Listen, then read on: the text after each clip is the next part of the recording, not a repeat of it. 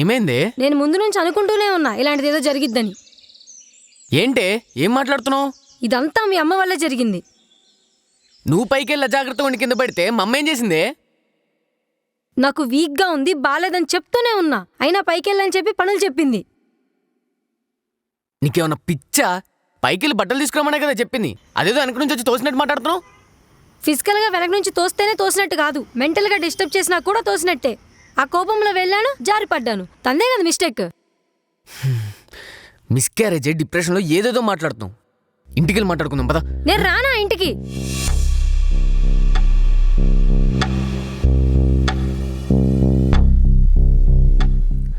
ఇప్పుడు ఇది ఒక ఛాన్స్లా తీసుకుని మళ్ళీ గొడవ పెడదామని చూడకు, నాకు అస్సలు ఓపిక లేదు. నేను అదే చెప్తున్నా, నాకు ఇంక ఓపిక లేదు. నన్ను మా ఇంట్లో దిగబెట్టేసే, ఇప్పటికే కోల్పోయింది చాలు.